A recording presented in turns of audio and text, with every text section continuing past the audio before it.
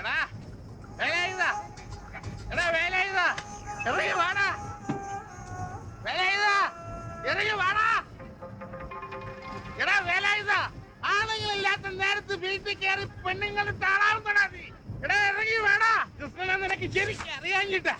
ആരടാ അവിടെ കിടന്ന് ബഹളം ഉണ്ടാക്കുന്നത്? നിന്റെ അന്തകൻ. ഇറങ്ങി വാടാ പുല്ലേ. പഴയ ഇഷ്ടക്കാരിയുടെ കെട്ടിയോനാ. അവിടെ ചെന്ന് വല്ല സഹായവും ചെയ്തു കൊടുത്ത് കാണും. എന്റെ പഴയ ഇഷ്ടക്കാരി എന്റെ അമ്മൂമ്മയാടി. ഞാൻ കടം വാങ്ങിച്ചിട്ടുണ്ടെങ്കിൽ ഞാൻ കൊടുക്കും. അത് ചോദിക്കാൻ നീയാടാ.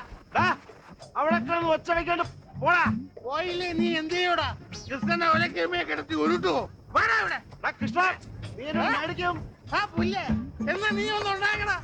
ഇന്ന് രണ്ടിലൊന്നും അറിയാൻ തന്നെയാണ് കൃഷ്ണൻ വന്നിരിക്കുന്നത്. ചെല്ല് ചെല്ല്. അവൾ അങ്ങനെ രണ്ട് കെട്ടിൽ കിടന്ന് സൂഹിക്കണ്ട. ഒന്നുകിൽ നീ അല്ലെങ്കിൽ ഞാൻ.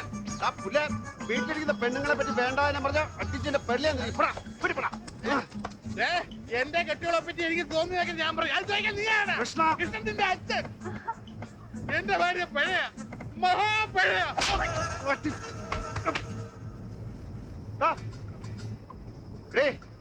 ഒന്നിങ്ങോട്ട് വന്നേ. ഇവന്റെ ബോധം പോയെന്നാ തോന്നുന്നു. ഒന്ന് താങ്ങ്. അതിന് ബോധം വന്നപ്പോഴേ ഇല്ലല്ലോ. തന്നെ താങ്ങിയാ മതി. ഞാൻ കിടന്നുറങ്ങാൻ പോവാ.